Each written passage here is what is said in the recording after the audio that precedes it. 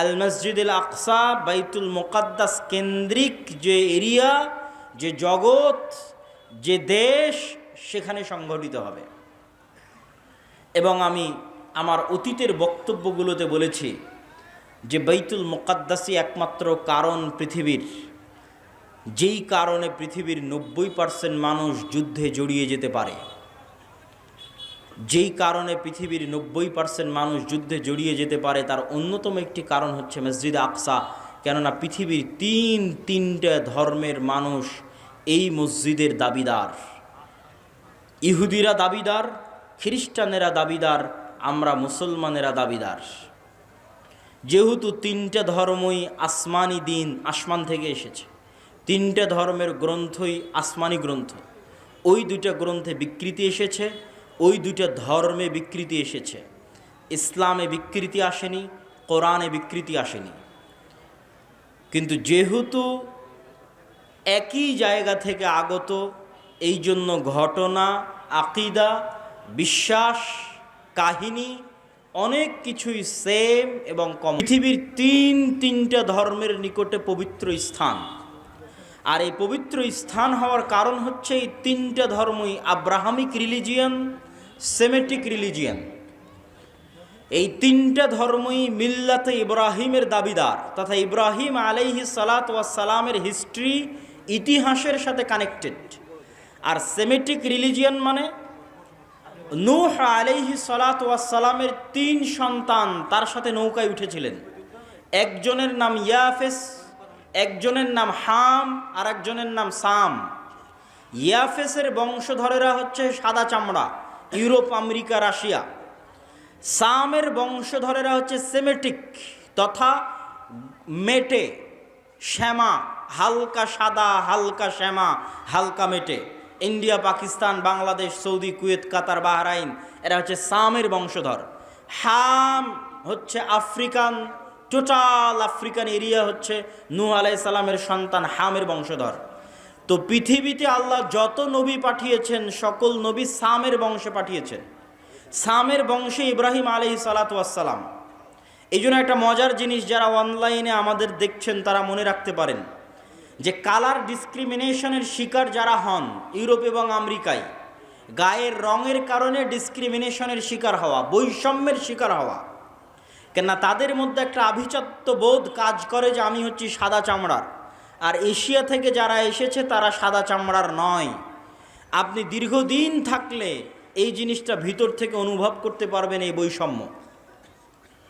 তো এইটা আপনারা মজার জিনিস জেনে রাখতে পারেন যে ইউরোপ, আমেরিকা, তারা যতই সাদা চামড়ার হোক, তারা যেই নবীকে সম্মান করে, শ্রদ্ধা করে, সেই নবী সাদা চামড়ার ছিলেন না। মানে ঈসা আলাইহিস সালাতু ওয়াস সালাম, ঈসা আলাইহিস সালাতু ওয়াস সালামের গায়ের রং আর আমার নবী মুহাম্মদ সাল্লাল্লাহু আলাইহি ওয়াসাল্লামের গায়ের রং এক। মানে শ্যামা, মেটে, সাদা চামড়ার সাদা নয়। তথা গোটা ইউরোপ এবং আমেরিকার মানুষ যেই নবীর অনুসারী, যেই নবীর মূর্তি তাদের গির্জায় বানিয়ে রেখেছে, যেই নবীর মা মারিয়াম আলাইহা সালাতু ওয়াস সালামের মূর্তি তাদের গির্জায় বানিয়ে রেখেছে, তারা কেউই সাদা চামড়ার ছিলেন না। এই জন্য বলেছি সেমেটিক রিলিজিয়ান। তথা আল্লাহ সুবহানাহু তাআলা সামের বংশে সকল নবী দিয়েছে, ইব্রাহিমের বংশে পরবর্তী সকল নবী পাঠিয়েছে। পৃথিবীর তিনটে ধর্ম ইব্রাহিম আলাইহিস সালাতু ওয়াস সালামের মিল্লাতের দাবিদার। এর কিছু কমন উদাহরণ আপনাকে দিই। ইব্রাহিম আলাইহিস সালাতু ওয়াস সালামকে আমরা বলি ইব্রাহিম, তারা বলে আব্রাহাম। ইব্রাহিম আলাইহিস সালাতু ওয়াস সালামের ছেলে ইসহাককে আমরা বলি ইসহাক, তারা বলে আইজ্যাক, আইজ্যাক নিউটন। যিনি আইজ্যাক তিনি ইসহাক। ইসহাক আলাইহিস সালাতু ওয়াস সালামের ছেলেকে আমরা বলি ইয়াকুব আলাইহিস সালাতু ওয়াস সালাম, তারা বলে জ্যাকব। যিনি জ্যাকব তিনি ইয়াকুব। ইয়াকুব আলাইহিস সালাতু ওয়াস সালামের ছেলে ইউসুফ আলাইহিস সালাতু ওয়াস সালামকে আমরা বলি ইউসুফ, তারা বলে জোসেফ। সেন্ট জোসেফ স্কুল মানে Hazrat Yusuf school. There is no difference, কোনো পার্থক্য নয়। যদি আপনি বলেন সেন্ট জোসেফ স্কুল, তাহলে ওরা আপনি যে ইউসুফকে জানেন তাকে উদ্দেশ্য করছে, যে হজরত ইউসুফ আলাইহিস সালাতু ওয়াস সালাম স্কুল। এভাবে আমরা যাকে বলছি দাউদ আলাইহিস সালাতু ওয়াস সালাম, তারা তাকে বলছে ডেভিড। জাস্ট নামের উচ্চারণের পার্থক্য, কিন্তু ঘটনার মধ্যে মিল আছে। আমরা বলছি নূহ, তারা বলছে নোয়াহ। ঘটনার বর্ণনা ধারা বিবরণীতে কিছুটা পার্থক্য আছে, কিন্তু মূল ঘটনাগুলো একই। তথা আদম এবং হাওয়ার যে ঘটনা কোরআনে বর্ণনা করা আছে, কাছাকাছি ঘটনা।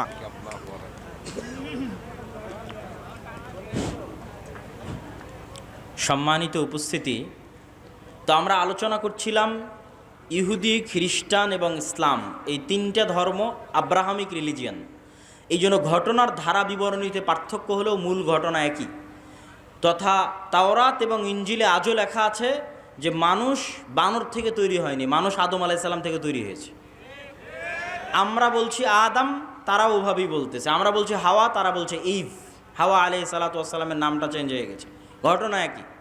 আমরা যেমন আমাদের কোরআনে মহাপ্লাবনের ঘটনা আছে নূহ আলাইহিস সালাতু ওয়াস সালামের, কাছাকাছি ওই রকমই মহাপ্লাবনের ঘটনা আজও তাওরাত এবং ইঞ্জিলে আছে। ঘটনার ধারা বিবরণীতে পার্থক্য হতে পারে, কেন ওগুলো বিকৃত হয়ে গেছে।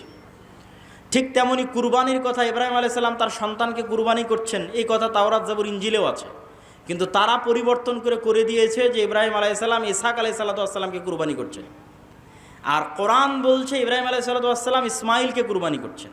তো যাক, আমরা সরাসরি বাইতুল মুকাদ্দাসের দিকে চলে আসি এবং আমার বক্তব্যের শেষের দিকে এগিয়ে যাওয়ার চেষ্টা করব। তো ইব্রাহিম আলাইহিস সালাতু ওয়াস সালামের দুই সন্তান ইসহাক এবং ইসমাইল, আজকের পুরো পৃথিবীর ইসরায়েল কেন্দ্রিক যে পলিটিক্স, ফিলিস্তিন কেন্দ্রিক যে পলিটিক্স, এটা যদি বুঝতে চান তাহলে আপনাকে এই জিনিসটা ক্লিয়ার কনসেপ্ট রাখতেই হবে যে আসলে কেন এই জিনিসগুলো ঘটতেছে।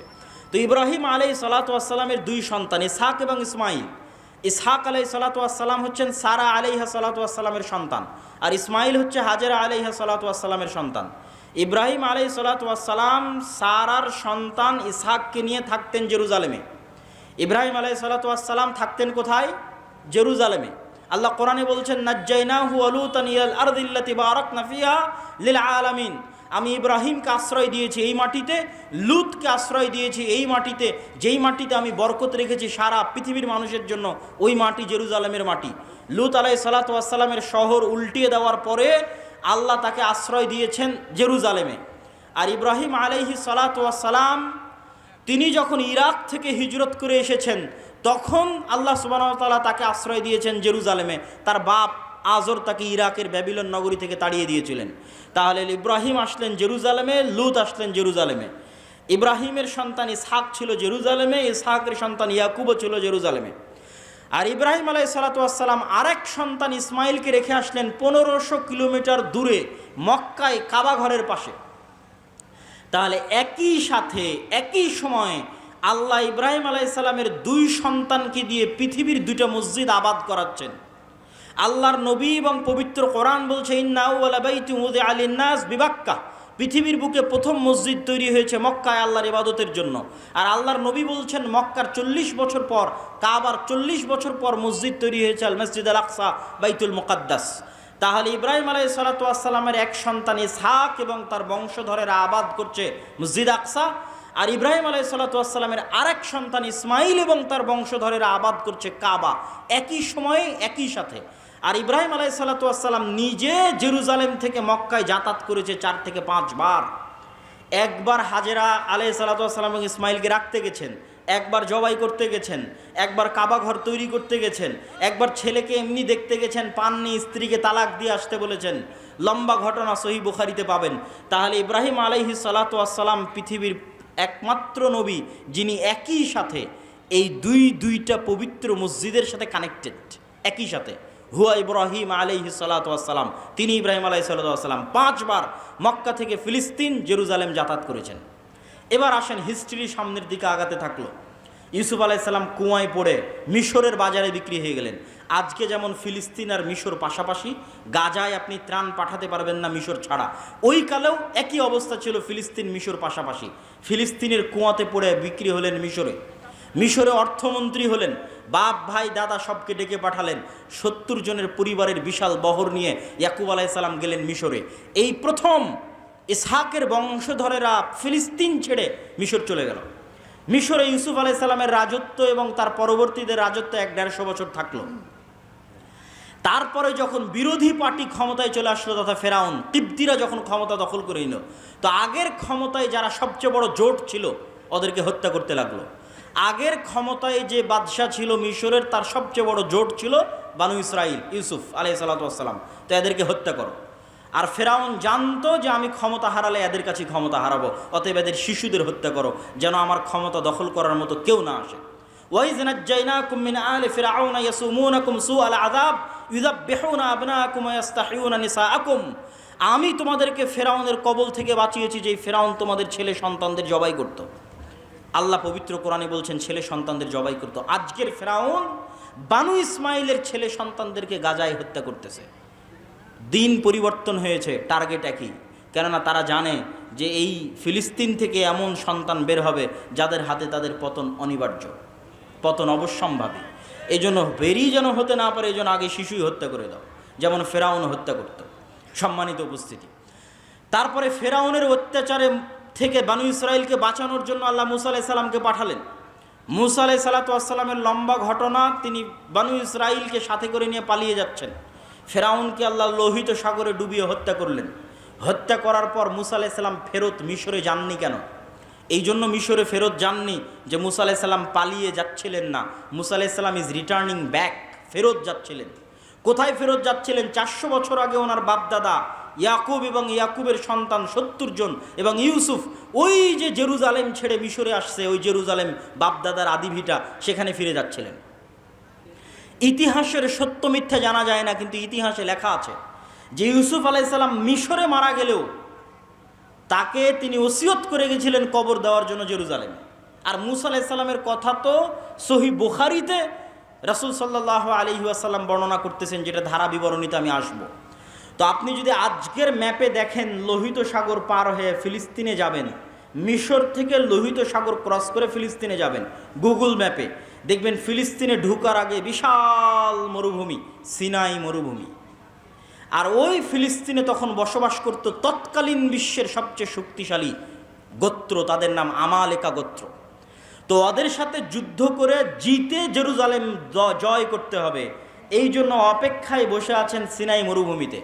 সিনাই মরুভূমি যেহেতু মরুভূমি, আর লোহিত সাগরের পানি যেহেতু লবণাক্ত, এই জন্য কোনো খাবার নাই, না মরুভূমিতে কোনো ফলমূল হয়, না মরুভূমিতে কোনো পানি আছে। এই জন্য সূরা বাকারায় বানু ইসরাইলের ঘটনা পড়ে দেখবেন যে আল্লাহ মুসা আলাইহিস সালাতু ওয়াস সালামকে বললেন, তুমি লাঠি দিয়ে পাথরে আঘাত করো, তোমার সম্প্রদায়ের জন্য ঝর্ণা তৈরি করে দিচ্ছে। তুমি আল্লাহর কাছে দোয়া করো, আর জান্নাত থেকে মান্না এবং সালোয়া পাঠিয়ে দিচ্ছে। জান্নাত থেকে পাখির আকারে এবং গাছে ঝুলন্ত আকারে, বাড়ির উপরে গাছে ঝুলন্ত আকারে জান্নাত থেকে মান্না এবং সালোয়া আসতো, কেননা মরুভূমিতে কোনো খাবার ছিল না। তারপরে মুসা আলাইহিস সালাতু ওয়াস সালাম তাদের নিয়ে জেরুজালেম বিজয় করতে যাবেন মর্মে যুদ্ধের ঘোষণা দিলেন। এরা ছিল নিমক হারাম কওম। আল্লাহর এত বড় নিয়ামত দেখার পরও এরা বলল, ইযহাব আনতা ওয়া রাব্বুকা ফাকাতিলা, মুসা আপনি আর আপনার আল্লাহ গিয়ে যুদ্ধ করেন, আমরা যুদ্ধ করতে পারবো না। বলেন নাউজুবিল্লাহ। এই জন্য মুসা আলাইহিস সালাম জেরুজালেম বিজয় করতে পারেননি। তখন মুসা আলাইহিস সালাতু ওয়াস সালাম আল্লাহর কাছে দোয়া করেছিলেন, যেন আমার লাশ, আমার মৃত্যু যেন জেরুজালেমের এত নিকটে হয় যে একটা ঢিল মারলে, যেন জেরুজালেম থেকে বাইতুল মুকাদ্দাস থেকে একটা ঢিল মারলে আমার কবরে এসে পড়ে। মুহাম্মদ সাল্লাল্লাহু আলাইহি ওয়াসাল্লাম বুখারীর হাদিসে বলছেন, আমি যদি আজ ফিলিস্তিনে থাকতাম তোমাদের দেখাতাম যে কোথায় মুসা আলাইহিস সালাতু ওয়াস সালামের কবর আছে। সম্মানিত উপস্থিতি, তারপরে ধারা বিবরণী আমি সংক্ষিপ্ত আকারে আজকের পর্যন্ত আপনাকে আমি বুঝিয়ে দিচ্ছি। তারপরে ইউশা বিন নুনের মাধ্যমে জেরুজালেম বিজয় হলো। আমার আগের বক্তব্য শুনে দেখবেন আল্লাহ জেরুজালেম বিজয়ের দিন সূর্যকে থামিয়ে দিয়েছিলেন। সূর্যকে থামিয়ে দিয়ে ইউশা বিন নুন জেরুজালেম বিজয় করেছিলেন। তারপরে আস্তে আস্তে আস্তে আস্তে দাউদ এবং সুলাইমান আলাইহিস সালাতু ওয়াস সালাম আসলেন। দাউদ এবং সুলাইমান আলাইহিস সালাতু ওয়াস সালাম পৃথিবীর সবচেয়ে বড় রাজত্ব জেরুজালেমে কায়েম করলেন। সুলাইমান আলাইহিস সালাম দ্বিতীয়বার মসজিদ আকসা নির্মাণ করালেন জিনদেরকে দিয়ে। আর পৃথিবীর অত শক্তিশালী, অত বড় রাজত্ব পৃথিবীতে আগে আর কোনোদিন হয়নি, পরেও কোনোদিন হবে না, সেটা কায়েম হলো জেরুজালেমে। তারপরে দাউদ এবং সুলাইমানের পরে আস্তে আস্তে চলে আসলেন ঈসা আলাইহিস সালাতু ওয়াস সালাম। ঈসা আলাইহিস সালাতু ওয়াস সালামের মা মারিয়াম কোন মসজিদের খাদেম ছিলেন? মসজিদ আকসার খাদেম ছিলেন। ঈসা আলাইহিস সালাতু ওয়াস সালাম কোন শহরে জন্ম নিয়েছেন? এই জেরুজালেম, এই নগরীতে জন্ম নিয়েছেন। এই জন্যই তো আপনি খ্রিস্টানদের যদি বলেন তোমাদের গোটা দুনিয়া দিয়ে দিব, ইউরোপ আমেরিকা, জেরুজালেম দিব না, তাহলে হবে না। কেননা এখানে তারা যাকে নবী বলে শ্রদ্ধা করছে তার স্মৃতি এই শহরে আছে। ঈসা আলাইহিস সালাতু ওয়াস সালামের স্মৃতি এই শহরে আছে। ঈসা আলাইহিস সালামের আম্মা মারিয়াম আলাইহিস সালাতু ওয়াস সালামের স্মৃতি এই মসজিদে আছে। আর ইহুদিদের স্মৃতি আছে এই যে মুসা, দাউদ, সুলাইমান, তাদের লম্বা স্মৃতি বললাম। ইয়াহইয়া এবং জাকারিয়া আলাইহিসসালাতু ওয়াসসালাম এই শহরেই ছিলেন। ঈসা আলাইহিসসালাতু ওয়াসসালাম দিয়ে আল্লাহ বানু ইসরাইলের নবী দেওয়া বন্ধ করে দিলেন। ওই যে ইসহাক আলাইহিসসালাতু ওয়াসসালাম থেকে শুরু হয়ে গোটা দুনিয়ার হিস্ট্রি আপনাকে 5 মিনিটে বলে দিলাম। ঈসা আলাইহিসসালাতু ওয়াসসালামে এসে আল্লাহ বানু ইসরাইলের নবী পাঠানো স্টপ। ওই যে এবার 5000 বছর যাবত ইব্রাহিমের আর এক সন্তান, তার সন্তানেরা আবাদ করতেছে মক্কায় কাবা, 1000 বছর যাবত আবাদ করতেছে। আল্লাহ ওটাকে সেভ রেখেছিলেন। পৃথিবী আল্লাহ সুবহানাহু ওয়া তাআলা কীভাবে ফাংশন করবেন এটা তার পূর্ব পরিকল্পিত, পূর্ব প্ল্যান। সেই ফাংশন করার জন্য ইব্রাহিম আলাইহিসসালাতু ওয়াসসালামের এই সন্তানে মাত্র একজন নবী আল্লাহ সুবহানাহু ওয়া তাআলা পাঠিয়েছেন, তিনি হচ্ছেন আমাদের নবী মুহাম্মদ সাল্লাল্লাহু আলাইহি ওয়াসাল্লাম, যিনি মক্কায় আসলেন। মক্কায় এসে তিনি নবীর দাবি করলেন এবং হেরাক্লিয়াসের দরবারে আবু সুফিয়ানকে জিজ্ঞেস করা হলো যে মুহাম্মদ সাল্লাল্লাহু আলাইহি ওয়াসাল্লামের পূর্বে কি আর কেউ নবী দাবি করেছিল? আবু সুফিয়ান বলল, না, মুহাম্মাদের পূর্বে মক্কায় আর জীবনে কোনোদিন কেউ নবী দাবি করেনি। হেরাক্লিয়াস বলল, যদি বলতে যে তার পূর্বে কেউ নবী দাবি করেছিল তাহলে আমি বলতাম দেখা দেখি নবী দাবি করছে। যেহেতু পূর্বে কেউ নবী দাবি করেনি, অতএব ভাবতে হবে যে মুহাম্মদ সাল্লাল্লাহু আলাইহি ওয়াসাল্লাম কেন নবী দাবি করছেন।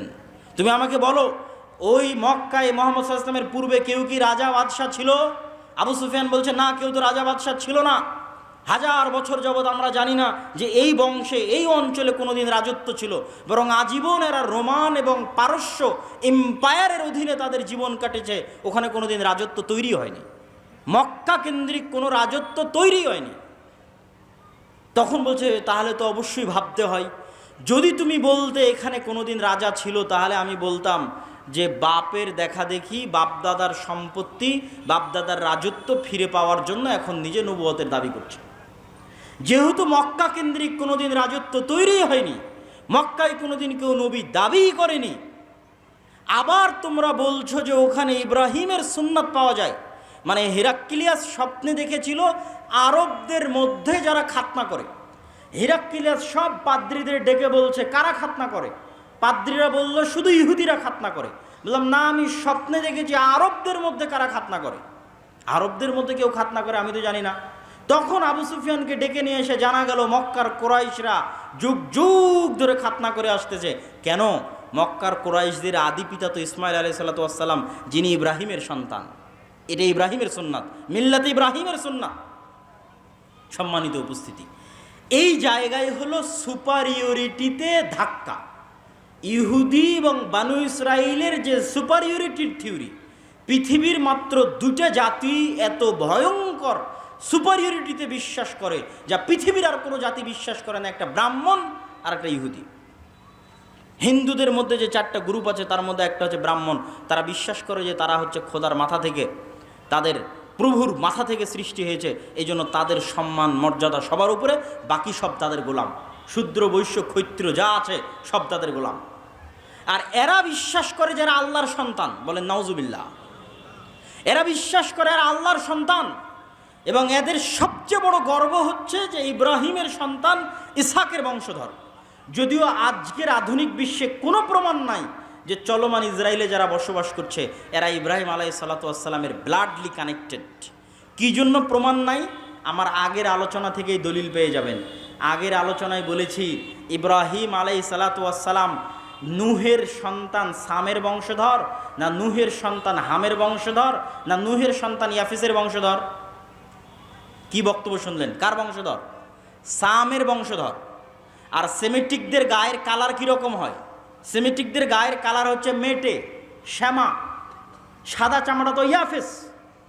তাহলে ইউরোপ এবং আমেরিকার গায়ের চামড়া, গায়ের কালার নিয়ে এসে ফিলিস্তিনে বসে দাবি করবা যে তুমি ইসহাক আলাইহিসসালাতু ওয়াসসালামের বংশধর, ইয়াকুব আলাইহিসসালাতু ওয়াসসালামের বংশধর, দিস ইজ ইম্পসিবল। এটা হতেই পারে না, অসম্ভব। অন্তত গায়ের চামড়ায় তো মিলতে হবে, গায়ের রঙে তো মিলতে হবে। এই জন্য কোনো ঐতিহাসিক ডকুমেন্ট নাই যে তারা তার সন্তান, কিন্তু দাবি করে।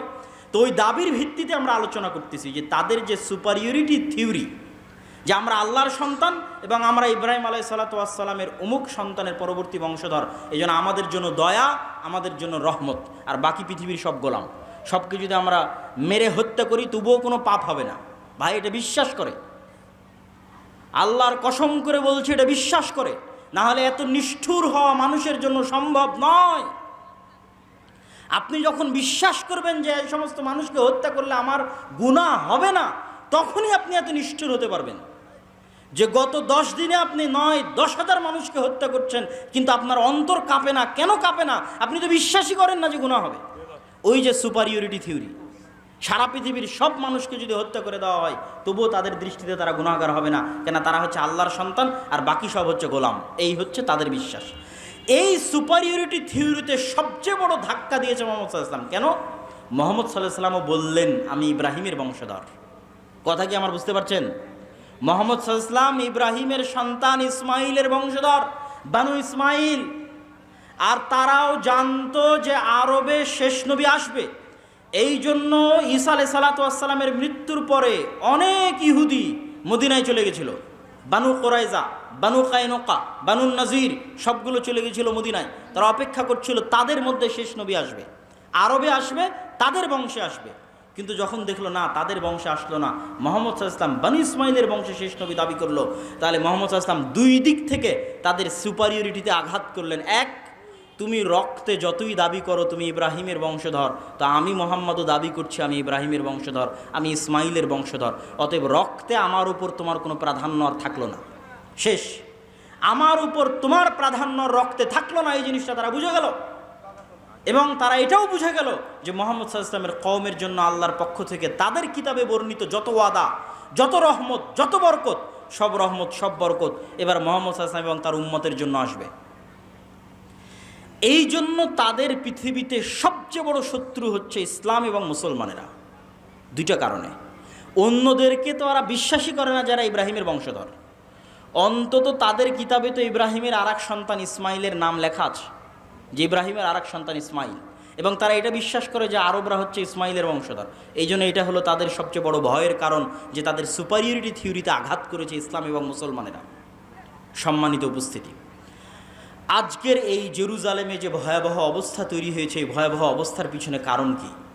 আগের যুগের অনেক ইতিহাস আমি অন্য বক্তব্যে আলোচনা করেছি। আজকের এই ভয়াবহ অবস্থা তৈরি হওয়ার পিছনে কারণ আমার ছোট্ট গবেষণায় ঔপনিবেশিক শাসনামল, কলোনিয়াল সিস্টেম, আরবিতে বলে ইস্তেমার। আমরা যারা আজকে এই দেশে বসবাস করছি, যারা আপনারা সামনে বসে আছেন, 1935-1937 সালের আগে আপনাদের বাপদাদারা জমির মালিকই ছিল না। আপনি আজকে যে জমির দলিল নিয়ে দাবি করছেন এই জমি আমার, এই দাবি 35-37-এর আগে এই অঞ্চলের মানুষ করতে পারতো না। কেননা আমাদের বাপদাদারা 190 বছর ছিল ব্রিটিশদের গোলাম, তথা আমরা ছিলাম কলোনি, ব্রিটিশের কলোনি।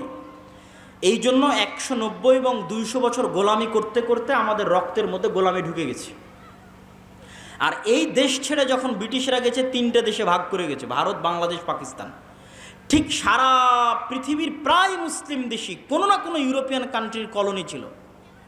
আর এই কলোনিয়াল সিস্টেম কতটা ভয়ঙ্কর ছিল এটা ইউরোপ সফর না করলে আমি বুঝতে পারতাম না। ফ্রান্সের রাজধানী প্যারিসে আইফেল টাওয়ারের সামনে রাত 12টা-1টার সময় যতজন বিড়ি খাচ্ছে, সিগারেট খাচ্ছে, সব হচ্ছে মুসলমানের সন্তানেরা। কোন দেশের মুসলমানের সন্তানেরা? যেই দেশ ফ্রান্স শাসন করত। ফ্রান্সের কলোনি ছিল আফ্রিকার বহু অঞ্চল। আজ বহু অঞ্চল বিদ্রোহ করতেছে, নাইজার, আলজেরিয়া, বহু অঞ্চল বিদ্রোহ করতেছে ফ্রান্সের বিরুদ্ধে। তো ওই সমস্ত অঞ্চলগুলো কলোনি ছিল। ভাগ্যিস ভালো যে ব্রিটিশরা আমাদেরকে মোটামুটি একটা স্বাধীনতা দিয়ে গেছে। ফ্রান্স অতটুকু স্বাধীনতা দেয়নি। ফ্রান্স বলেছে তোমার রিজার্ভ ব্যাংকের টাকা আমার ব্যাংকে থাকবে, তুমি কোনো অস্ত্র কিনতে পারবা না আমার কাছে ছাড়া, তুমি বৈদেশিক কোনো চুক্তি করতে পারবা না আমার অনুমতি ছাড়া, অথচ নাকি স্বাধীন। এভাবে তারা স্বাধীনতা দিয়ে এসেছে। কলোনিয়াল সিস্টেম ভয়ঙ্কর। তো ঠিক আজকের যেই শাম, আজকের যেই ফিলিস্তিন, ইসরায়েল, জর্ডান, লেবানন, কাতার, দুবাই, বাহরাইন, এগুলো আজ থেকে 50-60 বছর আগে ছিলই না। আসতেছে নিয়ে আসো, দান যেহেতু বলতেছো, না নিয়ে আসলে কেমন করবো? ও আচ্ছা আচ্ছা আচ্ছা আচ্ছা, ছিল না।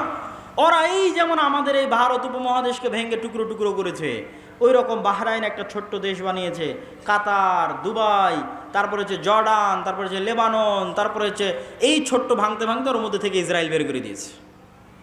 তথা ইসরায়েল হচ্ছে ঔপনিবেশিকের ফল, ঔপনিবেশিক শাসন আমলের সন্তান। যে কলোনিয়াল সিস্টেম সারা পৃথিবীতে মুসলমানেরা ভোগ করেছে তার ফল, তার রেজাল্ট। আর ওই যে গোলামি করতে করতে রক্তে গোলামি ঢুকে গেছে মুসলমানদের জন্য, মুসলমানদের মধ্যে, এই জন্য তারা ওই গোলামি থেকে এখনও বের হতে পারতেছে না। গোলামি থেকে বের হতে হলে আরও সময় লাগবে, স্বাধীনচেতা মনোভাব লাগবে, আল্লাহর ইবাদত এবং দ্বীনের অনুসরণ করা লাগবে। দ্বীনের অনুসরণ, আপনি বলতেছেন আপনি মসজিদ আকসা বিজয় করবেন, বাইতুল মুকাদ্দাস বিজয় করবেন, আপনি যে দেখেন তো একটা ইহুদি পরিবারের ছেলে মেয়ে কী করে, আর আজকে যারা এখানে বসে আছে এরা কী করে? আজকে যারা যে সমস্ত এখানে যুবক বসে আছে এদের মধ্যে কয়জন মদখোর, জুয়াখোর, ফ্রি ফায়ার পাবজি নিয়ে ব্যস্ত? আর ইহুদির কয়টা সন্তান ফ্রি ফায়ার পাবজি আর মদ আর জুয়া নিয়ে ব্যস্ত? আমার চ্যালেঞ্জ থাকলো আপনি যান, খুঁজেন। তাদের দোষ দিয়ে লাভ নাই। আল্লাহ সুবহানাহু ওয়া তাআলা আমাদেরকে আযাব হিসেবে, শাস্তি হিসেবে মসজিদ আকসায় যেতে দেয় না। এই কষ্ট আমার এবং আপনার অন্তরে থাকতে হবে। যেই মসজিদের 2 রাকাত সালাত অন্য মসজিদের 1000 সালাতের চেয়ে উত্তম, পৃথিবীর যে তিনটা মসজিদ, ইসলামের সবচেয়ে পবিত্রতম মসজিদ, যার জন্য সফর করা, যার জন্য যাওয়া উত্তম, উচিত, যেই মসজিদগুলোতে সালাতের বিশেষ ফজিলত রয়েছে, সেই 3টা মসজিদের একটা মসজিদ, মসজিদ আকসা, আমরা যেতে পারি না। এটা আল্লাহ আমাদেরকে বঞ্চিত করে রেখেছে আমাদের কর্মফলের কারণে, আমাদের আমলের কারণে। সম্মানিত উপস্থিতি, আপনি ইহুদি পল্লীতে যান, ইহুদি পল্লীতে গিয়ে দেখেন তারা কিভাবে চলে, কিভাবে চলাফেরা করে, দেখে আসেন। তারা পৃথিবীর মানুষকে বলবে তোমরা সুদ নিয়ে ব্যস্ত থাকো, ওরা নিজেরা পরস্পরে সুদ খাবে না। তারা পৃথিবীর মানুষের পিছনে কোটি কোটি টাকা ব্যয় করবে যে তোমরা মদ, গাঞ্জা, জুয়া এগুলো নিয়ে ব্যস্ত থাকো, ওরা নিজেরা জীবনে কোনোদিন মদ, গাঞ্জা, জুয়া নিয়ে ব্যস্ত থাকবে না। টাকার বিষয়ে সবচেয়ে কৃপণ, টাকা কেমনে জমা করতে হয়, অনর্থক অপচয় খরচ না করে টাকা কেমনে জমা করতে হয়। পৃথিবীর সবচেয়ে বড় বড় মাল্টি বিলিয়নার হচ্ছে তারা, কেন তারা ওইভাবেই তাদের সন্তান সন্ততিকে বড় করেছে। হ্যাঁ, তাদের উপর আল্লাহর গজব এবং আযাব আসবে, কিন্তু আল্লাহ সুবহানাহু ওয়া তাআলা বিধর্মীদের দিয়েই মুসলমানদেরকে আযাব এবং শাস্তি দিয়ে থাকেন। তারও দলিল কোরআন এবং হাদিসে আছে, যেটা আমি আমার অন্য বক্তব্যে বিস্তারিত আলোচনা করেছি, আজকে সময় নাই। সেহেতু আমরা একটা আযাব এবং গজবের মধ্যে দিয়ে যাচ্ছি আমাদের আমলের কারণে।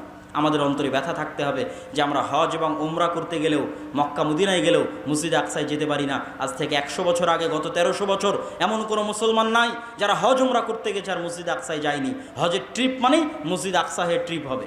সম্মানিত উপস্থিতি, এই জন্য সুলতান সালাহুদ্দিন আইয়ুবী শপথ করেছিলেন যতদিন আল্লাহ তার 3টা মসজিদের একটা মসজিদকে খ্রিস্টানদের কবল থেকে মুক্ত না করবে, ততদিন সুলতান সালাহুদ্দিন আইয়ুবী আল্লাহর আরাক মসজিদ মক্কা এবং মসজিদে নববী জিয়ারতের জন্য যাবে না।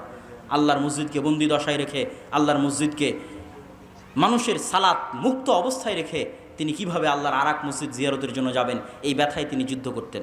এই জন্য আপনাদের সন্তান সন্ততি পরবর্তী বংশধরের অন্তরে এই ব্যথা, এই বিশ্বাস এবং আমলের পরিবর্তনের মাধ্যমে আমরা বিজয় অর্জন করতে পারি। যেহেতু আল্লাহর ওয়াদা যে বিজয়ী হব, বক্তব্যের শুরুতেই হাদিস পড়ে দিয়েছি যে পাথর বলবে, গাছ বলবে, ওয়াদা হবে।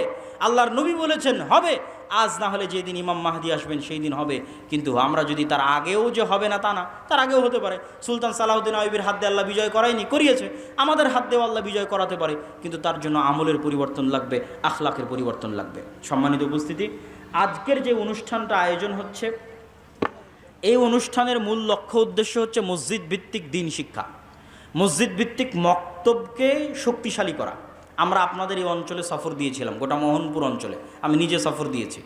মোটামুটি কিছু মসজিদে মসজিদ ভিত্তিক মক্তব আছে, কিছু মসজিদে নাই। তো এই যে শিক্ষায় আমরা পিছিয়ে, জ্ঞানে আমরা পিছিয়ে, অথচ তারা আমাদের চেয়ে শিক্ষা এবং জ্ঞানে এগিয়ে। তো আমাদের যে জ্ঞানে পিছিয়ে এবং বিশেষ করে ধর্মীয় জ্ঞানে আরও পিছিয়ে, কেননা আমাদের দেশের 90% ছেলে মেয়ে যায় স্কুলে আর 2 থেকে 3% যায় মাদ্রাসায়। ওই যে 90 থেকে 95% গেল স্কুলে, তাদের জন্য কোনো একাডেমিক সিলেবাস নাই দিন শেখানোর।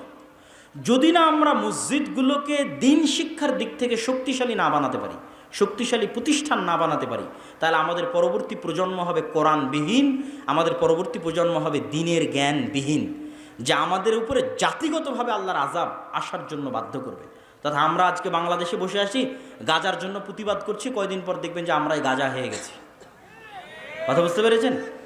যদি আমরা আমাদের আমল এবং আখলাকে পরিবর্তন না আনি, কেননা গাজা হওয়ার মতো সকল ক্রাইটেরিয়া এই দেশে মজুদ আছে। কী এই দেশে মজুদ আছে? এটা পৃথিবীর একমাত্র মুসলিম দেশ যার পাশে কোনো মুসলিম দেশ নাই।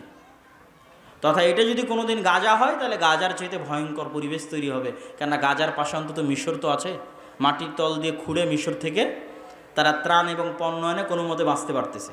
কিন্তু আপনার দেশ যেই দিন গাজা হয়ে যাবে সেদিন আপনার এখানে ত্রাণ পাঠানোরও কেউ থাকবে না।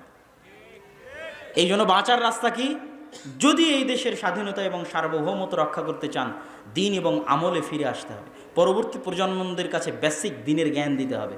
তার জন্য মসজিদে টাইলস এবং এসির আগে মক্তব চালু করতে হবে। আমি এমনও মসজিদ সফর করেছি যেই মসজিদে টাইলস আছে, এসি আছে, আমি রাগ করে বলেছি মসজিদে মক্তব নাই। আমি রাগ করে বলেছি আপনারা টাইলসগুলো খুলে বাজারে বিক্রি করেন, এসিটা খুলে বাজারে বিক্রি করেন, তো মসজিদে মক্তব চালু করেন। আমাদের মুসলমানদের কনসেপ্ট দেখেন, আমাদের যারা আরব বিশ্বের বড় বড় দেশ তাদের কনসেপ্ট দেখেন, পর্যটন আর বিনোদন। আর পাশে ইসরায়েলকে দেখেন, শিক্ষা জ্ঞান। আমাদেরকে দেখেন, আমরা হচ্ছে এসি টাইলস, শিক্ষা জ্ঞানের কোনো গুরুত্ব নয়। তাহলে আমরা যদি গোলাম না হই, কারা পৃথিবীতে গোলাম থাকবে? সম্মানিত উপস্থিতি, এই জন্য আজকে আপনারা যারা এখানে উপস্থিত হয়েছেন প্রত্যেকেই আজকের এই প্রোগ্রামগুলো আমরা যেগুলো করছি আর দাওয়া ইলাল্লাহর অধীনে, এটার মূল লক্ষ্যই হচ্ছে মসজিদগুলোতে মক্তব শিক্ষা চাঙ্গা করা, মজবুত করা। তো আপনারা যারা এখানে বিভিন্ন অঞ্চল, বিভিন্ন এলাকা থেকে উপস্থিত হয়েছেন, আপনাদের যে মসজিদগুলোতে মক্তব আছে আমাদের সিলেবাস নিয়ে যাবেন। সালাফি কনফারেন্স রাজশাহী 23 ও 24 নভেম্বর, আল জামিয়া সালাফিয়া ডাঙ্গিপাড়া পবা রাজশাহীতে আসবেন। আপনাদের মক্তবের জন্য সিলেবাস নিয়ে যাবেন, উন্নত মানের সিলেবাস। এবং মক্তবগুলোকে কেন্দ্রীয়ভাবে সেন্ট্রালি ম্যানেজমেন্ট করার জন্য আমাদের পক্ষ থেকে সার্বিক সুযোগ সুবিধা আপনাদেরকে দেওয়া হবে। আর যদি কোনো মসজিদে মক্তব বন্ধ থাকে, সেটাকে চালু করার জন্য কি কি উদ্যোগ নেওয়া যায় সেটার জন্য আপনারা যোগাযোগ করতে পারেন। কিন্তু যে মসজিদগুলোতে চালু আছে তারা দ্রুত গতিতে চেষ্টা করেন আমাদের সাথে সম্পৃক্ত হয়ে ওই মসজিদগুলোর ইমামদেরকে শিক্ষাগত ট্রেনিং দেওয়ার মাধ্যমে এবং ওই মসজিদের সিলেবাসের মান বাড়ানোর মাধ্যমে ওইটাকে একটা প্রতিষ্ঠানে রূপান্তর করা। মসজিদেই থাকবে, মসজিদের মধ্যেই থাকবে, কিন্তু ফাংশন করবে প্রতিষ্ঠানের মতো, যাতে আমরা পরবর্তী প্রজন্মদের কাছে দিনের সঠিক জ্ঞান পৌঁছে দিতে পারি। আর দাওয়া ইলাল্লাহ এই উদ্যোগ নিয়ে আমরা ইতিমধ্যে বাংলাদেশের 4টে জেলার 126টা মসজিদ সফর করেছি, 250-এর অধিক মসজিদে মক্তব উদ্বোধন করেছি। অতএব আপনাদের কাছে উদাত্ত আহ্বান থাকবে এই প্রজেক্টের সাথে আপনারা সম্পৃক্ত হন। যে মসজিদে মক্তব আছে সেই মক্তবকে চাঙ্গা করার জন্য আমাদের সিলেবাস নেন, আমাদের ট্রেনিং নেন, আমাদের ম্যানেজমেন্ট সিস্টেম নেন। যেই মসজিদে মক্তব নাই সেখানে চালু করার জন্য আমাদের ডাকেন, আমরা সফর দিই, বক্তব্য দিই, চালু করার জন্য সহযোগিতা করি। আর আজকের এই অনুষ্ঠান এবং এখানেও যে মক্তবগুলো পরিচালিত হয় মোহনপুর এবং বাগমারায়, সেই মক্তবগুলোর উন্নয়নের লক্ষ্যে, তাদের সহযোগিতার লক্ষ্যে আমাদের আজকের এই অনুষ্ঠান। অতএব আপনারা এই প্রজেক্টে দান করার চেষ্টা করবেন, সহযোগিতা করার চেষ্টা করবেন। আপনাদের একটা টাকার মাধ্যমেও যদি মুসলমানের একটা সন্তানও কোরআন শিখে, আলিফের একটা অক্ষর শিখে, তো আপনি কবরে চলে গেছেন, 500 বছর হয়ে যাবে, 1000 বছর হয়ে যাবে, কিন্তু আপনার নেকির দরজা বন্ধ হবে না ইনশাআল্লাহ। যেমন আজকে আমরা মাগরিব এবং এশার সালাত যারা পড়েছি, মাগরিব এবং এশার সালাতে আমরা যে সূরা ফাতিহা পড়েছি, আমাকে যিনি শিখিয়েছিলেন তিনিও নেকি পেয়েছে। তার আগে আল্লাহর নবী পর্যন্ত যতজন আমার কাছে এই সূরা ফাতিহা পৌঁছানোর জন্য কাজ করেছে, সবাই আমার এই সূরা ফাতিহা পড়ার নেকি পেয়েছে। বলেন আল্লাহু আকবার। অতএব এই নেকি থেকে বঞ্চিত হবেন না। আমি দায়িত্বশীল এবং স্বেচ্ছাসেবক ভাই যারা আছে তাদেরকে বলবো, আপনারা ভিতরে প্রবেশ করেন। আর আমার বক্তব্যের পরে সম্মানিত এমপি মহোদয়, যিনি আজকের আমাদের প্রধান অতিথি, তিনি আপনাদের সামনে আলোচনা করবেন। তারপরে আমাদের শ্রদ্ধেয় ওস্তাদ শেখ আব্দুর রাজ্জাক বিন ইউসুফ হাফিজাউল্লাহ, তিনিও আপনাদের সামনে আলোচনা পেশ করবেন ইনশাআল্লাহ। কই স্বেচ্ছাসেবক ভাইয়েরা? তানজিল ভাই, স্বেচ্ছাসেবকরা নাই? জি, স্বেচ্ছাসেবক ভাইয়েরা আপনারা ভিতরে যান। আপনারা কেউই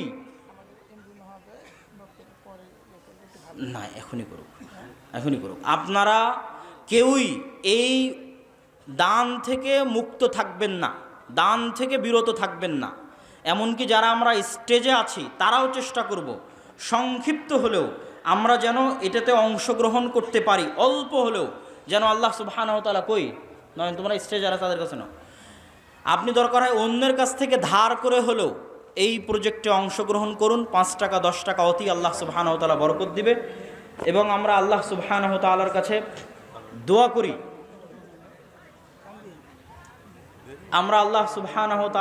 দোয়া করি, যে আল্লাহ সুবহানাহু ওয়া তাআলা, হে আল্লাহ, আপনি আজকে যারা আমাদের অত্র প্রোগ্রামে উপস্থিত হয়ে এই প্রজেক্টে তাদের স্বতঃস্ফূর্ত অংশগ্রহণের জন্য সহযোগিতার হাত বাড়িয়ে দিচ্ছে, আপনি তাদের দানকে কবুল করুন, আল্লাহুম্মা আমিন।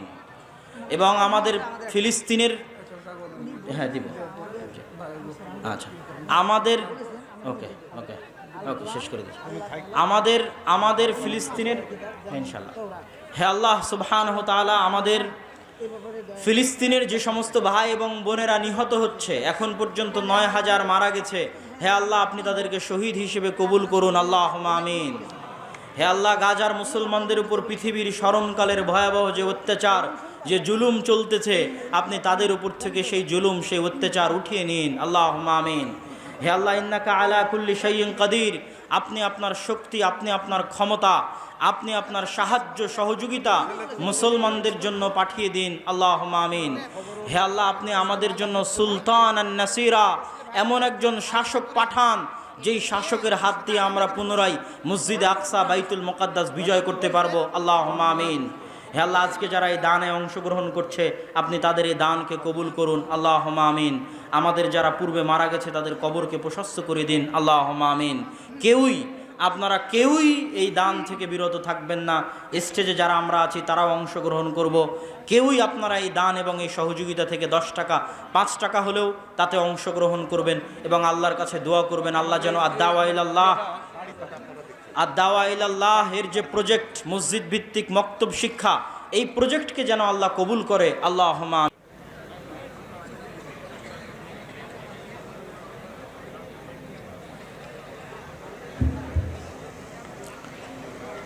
আসসালামু আলাইকুম ওয়া রাহমাতুল্লাহ। আলহামদুলিল্লাহি ওয়াহদা, والصلاة والسلام على من لا نبي بعده، أما بعد، فأعوذ بالله من الشيطان الرجيم.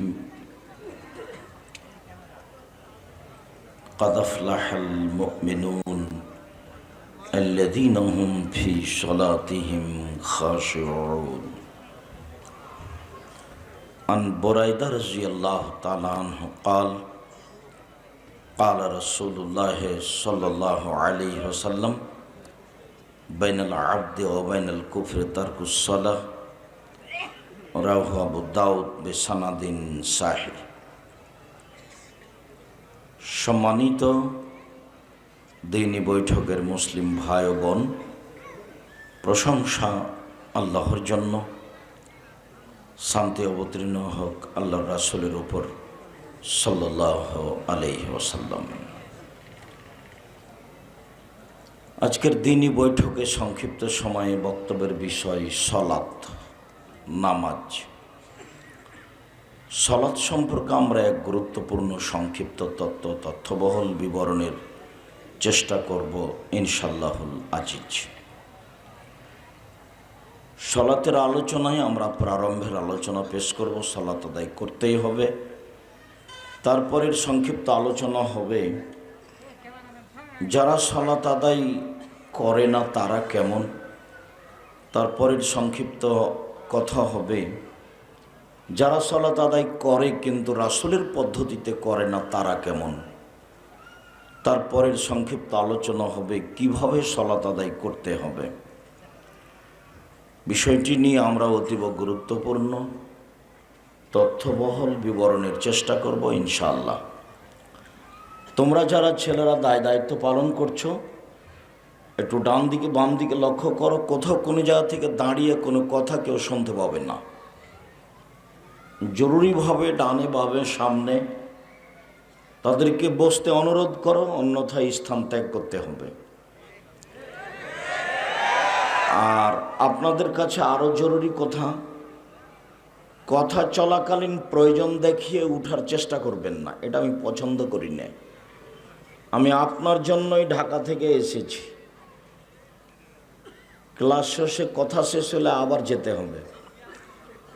আপনাকে আমি মূল্যায়ন করি। আপনি হয়তোবা মনে করেন যে আমি খুব ভালোবাসি আব্দুর রাজ্জাক বিন ইউসুফকে, আপনাকে আমি তার চেয়ে কম ভালোবাসি এ কথা নয়। আপনার সার্বিক কল্যাণ আমি আন্তরিকভাবে কামনা করি, এ কথাই ঠিক। মর্মে বক্তব্য চলাকালীন কোনো প্রকার অবহেলা অবস্থা দেখাবেন না, কোনো প্রয়োজন দেখাবেন না, আর বক্তব্যের সাথে মুনাফিকি করবেন না। কোনো গতাগণিক বক্তব্য দিই না, দীর্ঘদিন থেকে যা বলে আসছি, মানুষের সামনে কোনোদিন কেসা কাহিনী বলি না।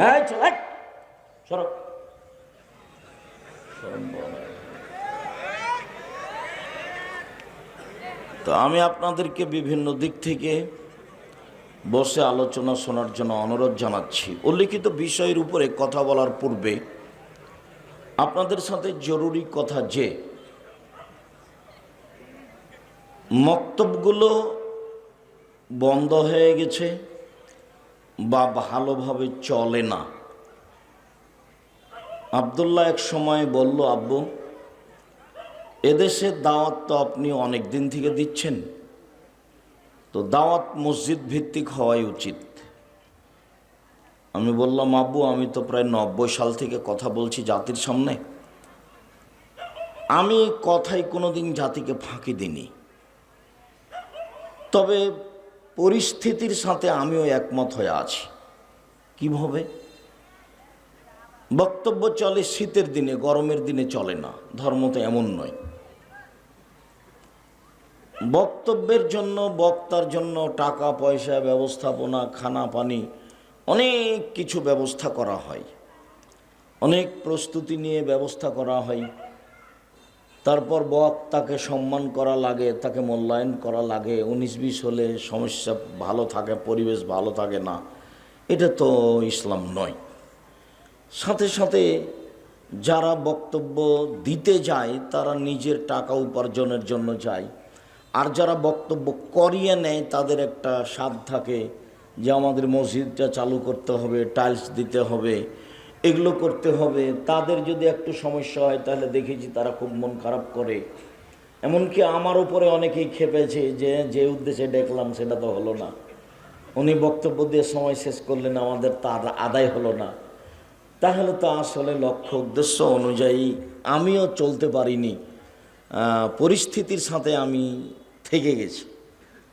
তো এই পদক্ষেপ নিতে হবে, এটাই ঠিক। মানুষ অনেকেই হয়তো পছন্দ করতে পারে, পছন্দ নাও করতে পারে। তবে দেশভিত্তিক, মসজিদ ভিত্তিক দাওয়াতের ব্যবস্থা করতে হবে, শিক্ষার ব্যবস্থা করতে হবে, এটাই ঠিক। বর্তমান যে শিক্ষা আছে শুধুমাত্র কোরআন মাজিদ পড়িয়ে দেওয়া হয়, সেখানে বাংলা, ইংরেজি, আরবি 4টার সমন্বয়ে, 3টার সমন্বয়ে, অঙ্কের সমন্বয়ে বাচ্চাদেরকে মক্তব শিক্ষা দিতে হবে। মক্তবে সেই জন্য শিক্ষকদের ট্রেনিং দিতে হবে। জামিয়া সালাফের অধীনে একটি বড় শাখা আদ-দাওয়া ইলাল্লাহ, আদ-দাওয়া ইলাল্লাহর একটি বড় শাখা মক্তব পরিচালনা করা। তারা একটা শক্ত পদক্ষেপ নিয়ে এদেশের মাটিতে মক্তব ভিত্তিক দ্বীনি দাওয়াত এবং শিক্ষা কার্যক্রমের প্রজেক্ট হাতে নিয়েছে। ইতিমধ্যে তারা 250-300 মসজিদে মক্তব চালু করেছে। সারা দেশ জুড়ে মক্তব চালু করবে ইনশাল্লাহ, এই মর্মে তারা জোরালো সিদ্ধান্ত নিয়েছে। আমরা বলছি, আল্লাহ তুমি এই দাবি কবুল করো, আল্লাহ আপনাদেরকে এই মক্তব ভিত্তিক দাওয়াতের প্রত্যেকটা কাজে অংশগ্রহণ করতে হবে। আমি কথা বলেছি যে মানুষকে মক্তব ভিত্তিক দাওয়াত দেওয়ার সময়তে সহযোগিতার কথা বলতে হবে। এদেশে মানুষ তাফসির মাহফিল করে, মিথ্যা তাফসির করে টাকা মানুষ উঠালো, নিজেরা খরচ করলো, বক্তার পিছনে খরচ করলো, তারা কেউ বুঝতে পারলো না টাকা কোন পথে গেল। মসজিদের নাম দিয়ে কমিটি টাকা উঠালো, সে দিয়ে টাইলস কিনলো, অথচ মসজিদে কেউ সলাত আদায় করে না, কোনো বাচ্চা পড়াশোনা করে না। সেক্রেটারি, সভাপতি বলছে যে আমাদের মসজিদে আমরা টাইলস লাগিয়েছি। তো তাহলে তো একটা উদ্দেশ্য ভালো নয়। শিক্ষা কার্যক্রমের পিছনে যদি আমরা পয়সা খরচ করতে পারি তাহলে এটাই হবে সত্য সত্যই আল্লাহর পথে খরচ। তাতে আমি বলেছি, পতিতালয়ের মহিলা যদি কুকুরকে পানি পান করিয়ে জান্নাত পেতে পারে, তাহলে একমাত্র আল্লাহকে সন্তুষ্ট করার আশায় এই বিদ্যা, এই শিক্ষা, মক্তব ভিত্তিক দাওয়াত ও শিক্ষা কার্যক্রমের প্রজেক্টে কেউ যদি 10 টাকা দান করে তাহলে সে জান্নাত লাভ করবে ইনশাআল্লাহ। সাথে সাথে আমি আপনাদের বলেছি, আমার মনে বড় স্বাদ, আমি এ দেশের মাটিতে উন্নত মানের প্রতিষ্ঠান গড়বই গড়ব ইনশাআল্লাহ। যেখানে ছেলে মেয়ে বাংলা, ইংরেজি, আরবি উন্নত মানের শিক্ষা অর্জন করে জাতির অন্যায়ের বিরুদ্ধে লড়বে মুখে কলমে মিডিয়ায়। মুখে আছি যা দেখতে পাচ্ছেন, মিডিয়া আমার সামনে আছে সেটাও দেখতে পাচ্ছেন, কলম আমাদের হাতে আছে। বই পুস্তক আমরা কিস্সা কাহিনী দিয়ে বের করি না, তদন্ত করে সত্য কথা দিয়ে বের করি। কলম আমাদের হাতে আছে, মিডিয়া আমাদের সামনে আছে, মুখে আমরা বাস্তবায়নে রয়েছি। আমরা এই জামিয়া সালাফে সর্বোচ্চ প্রতিষ্ঠান দেশের এই জামিয়া সালাফের মাধ্যমে বাংলা, ইংরেজি, আরবি উন্নত মানের শিক্ষা অর্জন করে জাতির অন্যায়ের বিরুদ্ধে লড়বো ইনশাআল্লাহ। সম্মানিত দিনী ভাই বোন, এদেশের কোরআন হাদিস শিক্ষার, বাংলা, আরবি, ইংরেজি শিক্ষার সর্বোচ্চ প্রতিষ্ঠান জামিয়া সালাফিয়া। শিরক মুক্ত প্রতিষ্ঠান জামিয়া সালাফিয়া, বিদআত মুক্ত প্রতিষ্ঠান জামিয়া সালাফিয়া, দলমুক্ত প্রতিষ্ঠান জামিয়া সালাফিয়া, সংগঠন মুক্ত প্রতিষ্ঠান জামিয়া সালাফিয়া, হিংসা মুক্ত প্রতিষ্ঠান জামিয়া সালাফিয়া। এই দেশের মাটিতে সর্বোচ্চ সর্ববৃহৎ প্রতিষ্ঠান জামিয়া সালাফিয়া। জামিয়া সালাফিয়া বর্তমানে প্রায় 5,000 ছেলে মেয়ে পড়াশোনা করে, যার 410 জন আছে এতিম এতিমা, প্রায় 550 জন আছে অসহায় ছেলে মেয়ে, যাতে শিক্ষক শিক্ষিকা রয়েছেন প্রায় 300 জন, যার প্রত্যেক মাসে বেতন লাগে 32 লক্ষ। প্রত্যেক দিন বিকালে লেবার মিস্ত্রি বিল লাগে নিম্নে 50,000 থেকে লাখের উপরে সময়ের গতিতে। কিভাবে হয়? আমরা ধোপাঘাটার লোক, মোহনপুরের লোক দিয়ে থাকি। আব্দুর রাজ্জাক সাহেব কই আমরা তো 10 টাকা দিইনি। কেউ দেয়, দেশের লোক দেয়। যারা দিনই তারা ভুল করেছি, যারা হিংসার উপরে আছে তাদের ভুল করে তারা ভুল করছে। হিংসা মুক্ত প্রতিষ্ঠান জামিয়া সালাফিয়া, বিদ্বেষ মুক্ত প্রতিষ্ঠান জামিয়া সালাফিয়া, দল মুক্ত প্রতিষ্ঠান জামিয়া সালাফিয়া, সংগঠন মুক্ত প্রতিষ্ঠান জামিয়া সালাফিয়া। এদেশের সর্বোচ্চ সর্ববৃহৎ প্রতিষ্ঠান জামিয়া সালাফিয়া। জামিয়া সালাফিয়া ডাঙ্গিপাড়া, যেটা আপনার বাড়ির পাশে আছে, সেটার ছেলেদের শাখায় প্রায় 30 বিঘা জমি আছে। সেটার মহিলা শাখা তানোরে, গোদাগাড়ি তানোর, সেখানে প্রায় 60-70 বিঘা জমি নেওয়া হয়েছে। সেখানে মহিলা শাখাটা চলে যাবে। এদেশের সর্ববৃহৎ প্রতিষ্ঠান জামিয়া সালাফিয়া, তার মহিলা শাখা রাজশাহী তানোরে সবচেয়ে বড়। যেটা জামিয়া সালাফিয়া ডাঙ্গি আপনার রূপগঞ্জ, নারায়ণগঞ্জ, সেটা 51 বিঘা জমির উপরে অবস্থান করে। আপনার বাড়ির পাশে যেটা, সেখানে একটা মসজিদ আছে, 3000 মানুষ সালাত আদায় করতে পারে একসাথে 90% জমির উপর। সেখানে একটা একাডেমিক ভবন তৈরি হচ্ছে, যাতে একসাথে 3000 ছাত্র ক্লাস করতে পারে। আর যেটা জামিয়া সালাফিয়া রূপগঞ্জ, নারায়ণগঞ্জ, সেখানে একটা মসজিদের কাজ চলমান রয়েছে। 6 বিঘা জমির উপরে একটা মসজিদ, যার উত্তর দক্ষিণ 300 ফুট, পূর্ব পশ্চিম 200 ফুট, যেখানে প্রায় 10,000 ছেলে মানুষ একসাথে সালাত আদায় করতে পারবে। 200 শতক জমির উপরে। সেখানেও ছেলে মেয়েদের বড় বড় ভিন্ন ভিন্ন অংশ, সব জায়গাতে ছেলে মেয়ে ভিন্ন ভিন্নভাবে থাকে। সেখানে পাহারাদার ভিন্ন, রান্নাবান্না ভিন্ন, খাওয়া দাওয়া ভিন্ন, সব কিছুই উন্নত মানের করার মর্মে জীবন বাজি রেখে চেষ্টা চালিয়ে যাচ্ছে। সেটাই জামিয়া সালাফিয়া, যেখানে ভর্তি হয়, ফর্ম পূরণ হয় ডিসেম্বরে, আর ভর্তি হয় 1 জানুয়ারি, একদিনই ভর্তি হয়। সম্মানিত দিনী ভাই বোন, যেখানে দেশ বিদেশের শিক্ষক অবস্থান করে, এটাই আপনাদের জামিয়া সালাফিয়া। আপনার বাড়ির পাশে যেখানে আছে, যেটা আছে, সেটাতে বিদেশি শিক্ষক অবস্থান করেন, যাদের থাকা খাওয়া ভিন্ন, ওদের বাবুর্চি ভিন্ন। আশা করছি আমরা সামনে জানুয়ারি থেকে সৌদি মদিনা বিশ্ববিদ্যালয়ের 2 জন ডক্টর চলমান আপনাদের প্রতিষ্ঠানে এসে পাঠদান করবে, ছেলেদের শিক্ষা দিবে বলে তারা প্রতিশ্রুতি দিয়েছে। আলহামদুলিল্লাহ।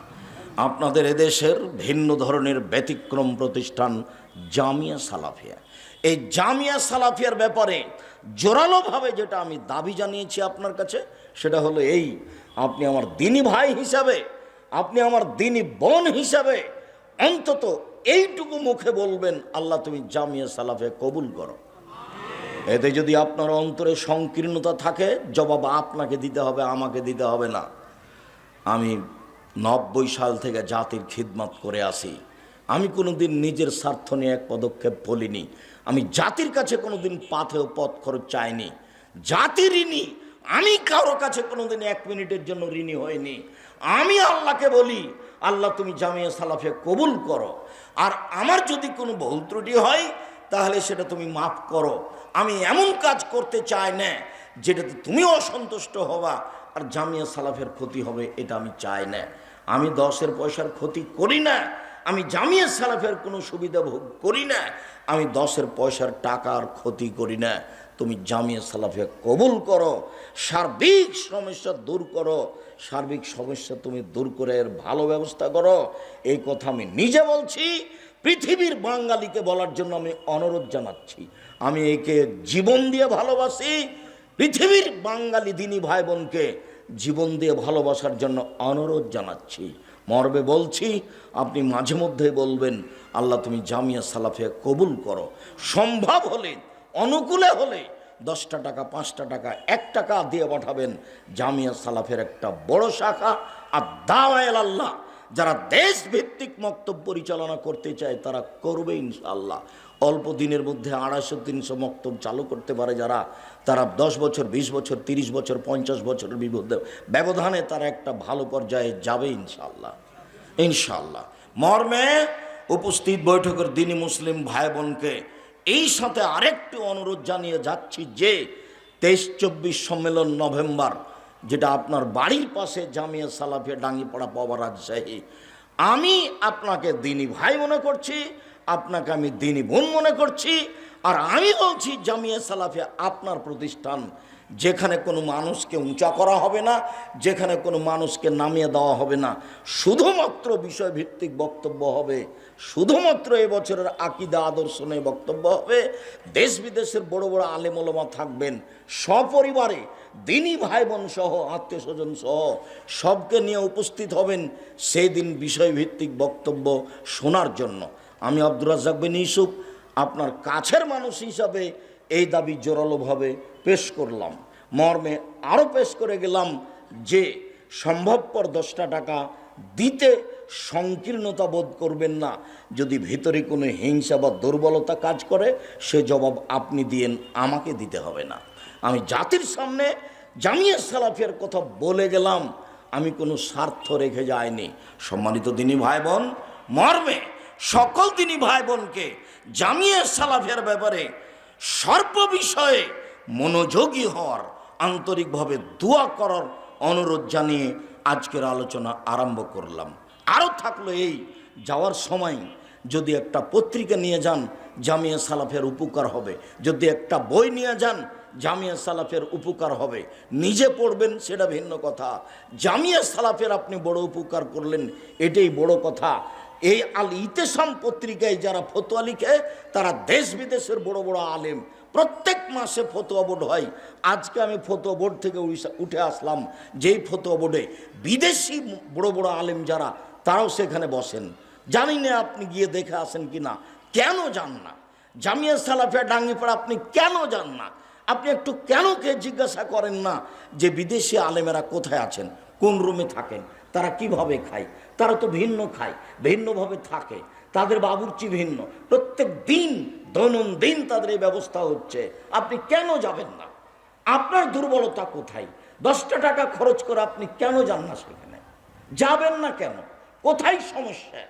কোনো প্রকার হিংসা যেন আপনার ভিতরে কাজ না করে, করলে জবাব আপনাকে দিতে হবে, আমাকে দিতে হবে না। আমি আব্দুর রাজ্জাক বিন ইউসুফ, মুখে যা অন্তরে তা, বাস্তবেও তাই। বিচারের মাঠে আমি এ কথাই বলবো আল্লাহর সামনে, যাতে আপনি সংকীর্ণতা রাখলে ক্ষতিগ্রস্ত হবেন, আর সংকীর্ণতা না রাখলে সফলতা অর্জন করবেন, এ কথাই ঠিক। আল্লাহ তুমি সাক্ষী থাকো, তুমি কবুল করো। আমার দিনী ভাই বোনকে, মোহনপুরের লোকজনকে, রাজশাহী জেলার লোকজনকে, বৃহত্তর রাজশাহীর লোকজনকে দেশবাসীকে তুমি সঠিক পথে নিয়ে আসো, জামিয়া সালাফিয়াকে ভালোবাসার সুযোগ করে দাও। আর যারা জেরুজালেমে আছে বিপদগ্রস্ত, তুমি তাদের রক্ষা করো, আল্লাহুম্মা আমিন। তোমার দরবারে বক্তব্যের সূচনায় এই দাবি জানিয়ে আলোচনায় চলে গেলাম। সম্মানিত দিনী ভাই বোন, সালাত এমন একটি ইবাদত যার উপরে নির্ভর করে অন্যান্য ইবাদত। এই ছেলে, ওই যে কয়েকজন দাঁড়িয়ে আছে ওখানে, তুমি দেখতে পাও না? আমি দেখতে পাই যে ওখানে দু একজন। তোমরাই কি পাহারা দিচ্ছ না কে ওরা? না তোমরা ওই দেখাশোনা করা লোক ছাড়াই প্রোগ্রাম করছো? তোমরাই যদি দাঁড়িয়ে থাকো ভালো কথা, আর যদি কোনো লোক দাঁড়িয়ে থাকে তাহলে প্রথম তো তুমি দায়ী, আর দ্বিতীয়ত এমন লোক আমি চাচ্ছি না। আপনাকে আমি ভালোবাসি। আল্লাহ রাসূল কথা বললে সাহাবীদের বসতে বলতেন, সে মর্মে আপনাকে আমি বসার জন্য অনুরোধ জানাচ্ছি। অনুকূলে না হলে চলে যেতে পারেন, তাতে আসে যায় না। আমার নতুন পরিচয় দেওয়া লাগবে না। আমি আব্দুর রাজ্জাক বিন ইউসুফ। যদি চিনা না থাকে, জানা না থাকে, আজকে ভালো করে জেনেন, আমি আব্দুর রাজ্জাক বিন ইউসুফ।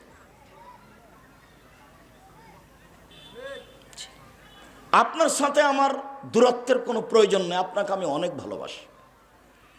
আমাকে ডাকার জন্য পয়সা লাগে না, মুচি দিয়ে ডাকলেই চলে, মেথর দিয়ে ডাকলেই চলে। সময়ের অনুকূলে হলে আমি চলে আসব। আমি হলাম কচুর পাতার পানি, আমার ব্যক্তিগত কোনো মর্যাদা নেই, ওটা আমি দাম দিই না। কচুর পাতার উপরে পানি আছে, একটু বাতাস আসলে টলবল টলবল এ পড়ো এ পড়ো এ পড়লো এ পড়লো। আমি নিজেকে কচুর পাতার পানি মনে করি। আমি কোনো ব্যক্তিত্ব নিয়ে সমাজে চলি না।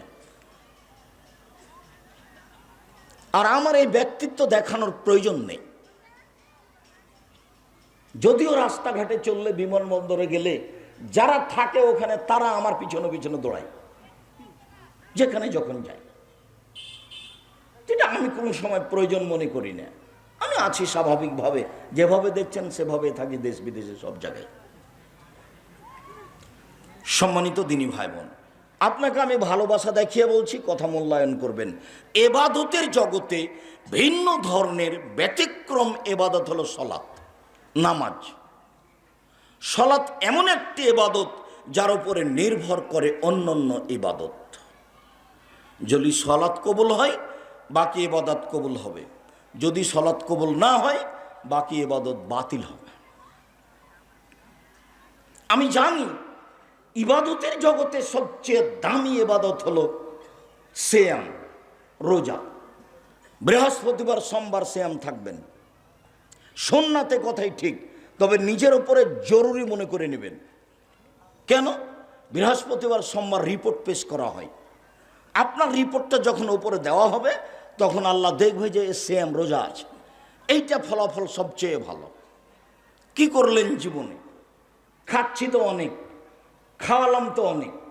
বৃহস্পতিবার সোমবার সিয়াম থাকি না কেন? থাকি না, থাকার চেষ্টা করি আল্লাহকে সন্তুষ্ট করার জন্য। কি হবে এমন? রোজা ইবাদতের জগতে সবচেয়ে ভালো ইবাদত, যার বিনিময় 2-4 নেকি নয়, যার বিনিময়ে 10-5 নেকি নয়, যার বিনিময়ে আল্লাহ কাউকে লিখতে বলেন না। সিয়ামের বিনিময় কে দেন? আল্লাহ দেন। 2 রাকাত সালাত আদায় করলে আল্লাহ ফেরেশতাকে কি বলবেন? এ নেকি লিখে দাও। কোরআন মাজিদ পড়লে আল্লাহ ফেরেশতাকে বলবেন, এ নেকি লিখে দাও। কেউ যদি সুবহানাল্লাহ বলে, আল্লাহ ফেরেশতাকে বলবেন নেকি লিখে দাও। কেউ যদি 10 টাকা দান করে, আল্লাহ বলবেন এ নেকি লিখে দাও। আর কেউ যদি সিয়াম থাকে, রোজা থাকে, তাহলে আল্লাহ কি বলবেন? আমি সেটা নিজে দিব। সেটার সাথে আপনার ভালোবাসা গড়ে না কেন? গড়া উচিত।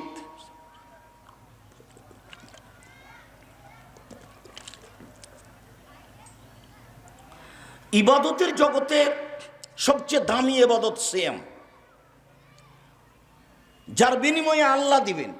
কিন্তু আমি সালাত আদায় করলাম না, তখন আর এ বিনিময় পাওয়া যাবে না, ওই বিনিময় বাতিল হয়ে যাবে। ইবাদতের জগতে সবচেয়ে শক্তিশালী, ক্ষমতাধর, পাওয়ারফুল ইবাদত হলো দান। আপনার মা মারা গেছে, সালাত আদায় করে আপনার মায়ের কোনো উপকার করতে পারবেন না। সিয়াম পালন করে আপনার মায়ের কোনো উপকার করতে পারবেন না। হজ করে আপনার মায়ের কোনো উপকার করতে পারবেন না। কোরআন মাজিদ পড়ে আপনার মায়ের কোনো উপকার করতে পারবেন না। সুবহানাল্লাহ আলহামদুলিল্লাহ বলে আপনার মায়ের কোনো উপকার করতে পারবেন না।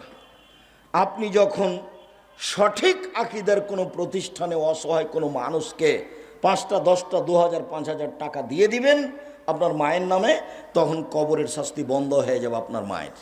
এই কথা আমি বলিনি, এই কথা মুহাম্মদ সাল্লাল্লাহু আলাইহি ওয়াসাল্লাম বলেছেন। পৃথিবীতে সবচেয়ে শক্তিশালী, ব্যতিক্রম, ভিন্ন ধরনের পাওয়ারফুল ইবাদত হলো দান। আপনি দান করলেন অনেক, কিন্তু আপনি নামাজ পড়েন না, সালাত আদায় করেন না, তখন আল্লাহ এটা কেটে দিবেন। তাহলে ইবাদতের জগতে সবচেয়ে ভিন্ন ব্যতিক্রম ইবাদত হলো সালাত, যার উপরে নির্ভর করে অন্যান্য ইবাদত। দেখুন, আবু হুরায়রা রাদিয়াল্লাহু তাআলা আনহু বলেন, রাসূল সাল্লাল্লাহু আলাইহি ওয়াসাল্লাম বলেছেন, আউয়াল মা ইউহাসাবু বিহিল আবদু ইয়াউমাল কিয়ামাহ সালাহ। বিচারের মাঠে প্রথম বিচার হবে সালাতের। ফাইন সালাহাত সালাহু সায়রা আমালিহি, যদি তার সালাত কবুল হয় সব ইবাদত কবুল হবে।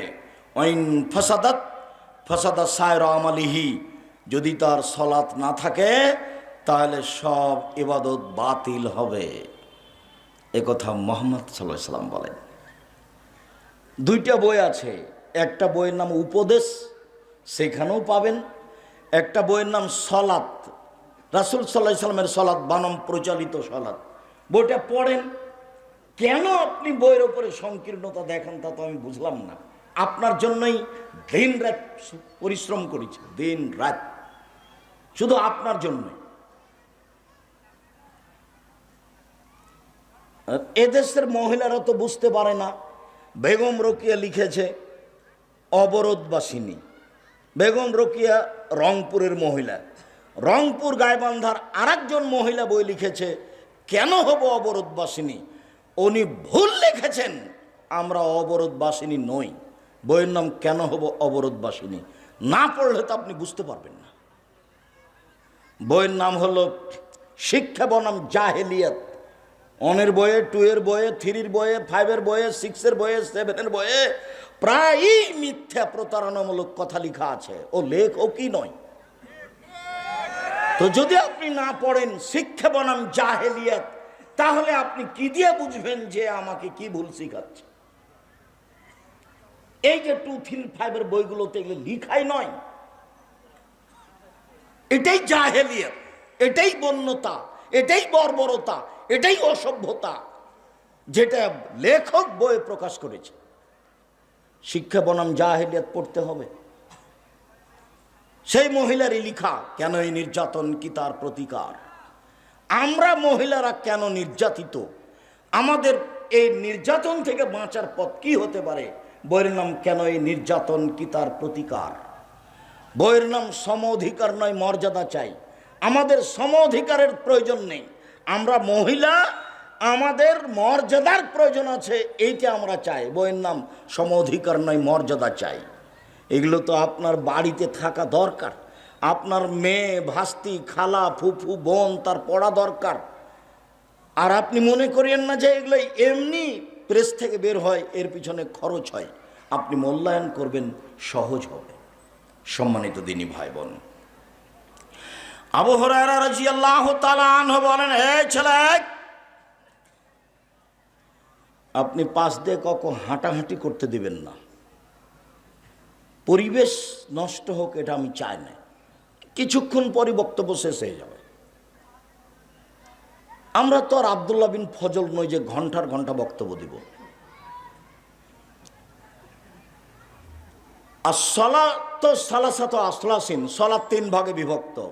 আর তহুর ও 16 অজু হলো 3 ভাগের 1 ভাগ। আর রুকু ও 16, রুকু হলো 3 ভাগের 1 ভাগ। আর সজুদ ও 16, সিজদা হলো 3 ভাগের 1 ভাগ। ফমানা দাহাবে হাক্কেহা কবেলাত সালাত হোক কবেলা সায়রা আমালিহি। কেউ যদি সালাত ঠিক ঠিক আদায় করে তার সালাত কবুল করা হবে, সব ইবাদত কবুল করা হবে। ওয়াইন রদ্দাত আলাইহি সালাতুহু, যদি তার কোনো কারণে সালাত বাতিল করা হয়, সব ইবাদত বাতিল করা হবে, এক ইবাদতও টিকবে না। ওকে ঠিক মতো আদায় করতে হবে ঠিক সময়ে, নইলে সব ইবাদত বাতিল হবে। এ কথা আমি বলিনি, এ কথা মুহাম্মদ সাল্লাল্লাহু আলাইহি সাল্লাম বলেন। ওযু, রুকু, সিজদা ধরে নিলাম যে 300 নেকি আমি পাবো, কথার কথা। তো রুকু ভুল হয়েছে 100 গেল, সিজদা ভুল হয়েছে 200 গেল, ওযু ভুল হয়েছে 300 গেল। মানে সালাত আদায় করলাম কিন্তু এক নেকিও হবে না। বোঝা গেল না কথা? 3 ভাগে বিভক্ত, আর 3টা অংশ ওযু, রুকু, সিজদা। খালি মারলাম সিজদা, গেলাম আর উঠে গেলাম, গেলাম আর উঠে গেলাম, তখন আর সিজদা হলো না, রুকু হলো না। আর তাড়াহুড়া করে ওযু করলাম, ভালো করে করলাম না, তখন ওযুও গেছে। এটা একটা ইবাদত, এর সাথে ভালোবাসা থাকতে হবে। এই ছেলেরা, মহিলাদের একটু লক্ষ্য করা, ওরা যেন গল্প না করতে পারে। আপনি আমার দিনী বোন, আপনাকে অনেক ভালোবাসি, আপনি বক্তব্য শুনতে এসেছেন, বেঢঙ্গা মহিলার মতো গল্প করবেন না। ঢং ঢং করে এসেছেন, ঢং ঢং করে চলে গেলেন, তো কি হলো? আসলেন গল্প করতে করতে বেঢঙ্গার মতো, আবার বেঢঙ্গার মতো চলে গেলেন। আমি জানি যে আপনার স্বামীর কারণে আপনার এই স্বভাব। কেন? আমি বলিনি, এই কথা আল্লাহর নবী বলেছে। আর আপনার ছেলে মেয়ে খারাপ হয়েছে আপনার স্ত্রীর কারণে। জাবের রাদিয়াল্লাহু তাআলা আনহু বলছেন যে আমরা রাসূলের সাথে যুদ্ধে ছিলাম, আমরা মদিনায় ঢুকবো। তা আল্লাহ রাসূল বলছেন, এ থামো, এ থামো, এ থামো, এখানে থাকো, রাতে এখানে থাকো, সকালে মদিনায় ঢুকবো। তো আমি জাবের বললাম, আল্লাহর নবী, আমি নতুন বিবাহ করেছি, আমাকে বাড়ি যেতে অনুমতি দেন। তা আল্লাহ রাসূল বলছেন, ও তুমি নতুন বিবাহ করেছো, বিকরা নাম সাইয়েবা, কুমারী মেয়ে বিবাহ করেছো না তালাক প্রাপ্তা মেয়ে বিবাহ করেছো? তো উনি বলছেন যে সাইয়েবা, তালাক প্রাপ্তা মেয়ে বিবাহ করেছি। তা আল্লাহ রাসূল বলছেন, হাল্লা বিক্রান তুলায়বহা তুলায়বকা, তুমি কুমারী মেয়ে কেন বিবাহ করলে না? তুমি তার সাথে খেলতেও, তোমার সাথে খেলতো। কুমারী মেয়ে তুমি কেন বিবাহ করলে না? তুমি তার সাথে খেলতেও, তোমার সাথে খেলতো। তা আল্লাহ রাসূল যখন কয়েকবার বললেন, তখন ইনি বলছেন, আল্লাহর নবী, আমার বাপ উহুদের যুদ্ধে শহীদ হয়েছেন 9 জন মেয়ে রেখে, 9 জন। আমার বাপ উহুদের যুদ্ধে শহীদ হয়েছেন 9 জন বোন রেখে, আমার 9 জন মেয়ে রেখে। আমার বোনদের সমবয়সের মেয়েকে আমি বিবাহ করতে চাইনি 4টা কারণে। এ দেখেন কারণ, এটাই হলো আপনার স্ত্রী। এই ছেলে, এটাই হলো তোমার মা। দেখো, আল্লাহর নবী, আমি আমার বোনদের সমবয়সের মেয়ে বিবাহ করতে চাইনি 4টা কারণে। কথা বোঝা যায় না? এক, লেতোয়াল্লিমহুন্না, আমার বউ যেন আমার বোনদেরকে বিদ্যা শিখিয়ে দিতে পারে। আমার বোনদের সমবয়সের মেয়েকে বিবাহ করলে এটা হবে না, এই জন্য আমি তালাক প্রাপ্তা বয়সের মেয়েকে বিবাহ করেছি, ওরা আমার বোনকে বিদ্যা শিখিয়ে দিবে। 2, অতোয়াদ্দবহুন্না, আমার বউ আমার বোনদেরকে শিষ্টাচার শিখিয়ে দিবে। শিষ্টাচার ভিন্ন জিনিস, বিদ্যা ভিন্ন জিনিস। শিষ্টাচার ভিন্ন জিনিস, বিদ্যা ভিন্ন জিনিস। বিদ্যা হলো বই পড়লো, আর শিষ্টাচার হলো মোবাইলে রিং হচ্ছে, তখন বলতে হবে আসসালামু আলাইকুম, কে বলছিলেন? নাম্বার দেখে বোঝা যাচ্ছে হিন্দু, জি ধন্যবাদ, কে বলছিলেন? তো বলছে হ্যালো। হ্যালো বলে তো কুকুরকে ডাকে, এটা হলো?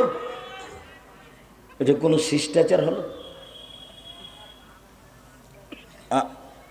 আপনাকে আমি 1 গ্লাস পানি দিলাম, তা আপনি বলেন জাযাকাল্লাহ খায়ের। আপনি 1 গ্লাস পানি দিলেন, আপনার জন্য প্রতিদান আল্লাহ দেখ। তো আপনি প্রতিদানটা আল্লাহর কাছে চাপিয়ে দিলেন। তা আমি লন্ডনে বিপদে পড়েছি, তো এই প্রতিদান আল্লাহ আমাকে কোথায় দিবেন? লন্ডনে দিবেন। আর আপনি আমাকে 1 গ্লাস পানি দিলেন, তখন আমি বললাম থ্যাংক ইউ, ধন্যবাদ। বলেন তো এটাতে কি হলো? কিছু হলো? কিছুই হয়নি। যদি বলেন যে 0 হয়েছে, সেটাও ভুল, কিছুই হয়নি। আমার স্ত্রী আমার বোনদেরকে শিষ্টাচার শিখিয়ে দিবে। 2, 3 তুরাজ্জেল হন না, আমার স্ত্রী আমার বোনদের মাথার চুল চিরুনি করে দিবে। মা ছেলে মেয়েকে পরিপাটি করে সাজগোজ করে রাখবে, ঠিকভাবে গোসল দিবে, কাপড় চোপড় পরিষ্কার করে রাখবে।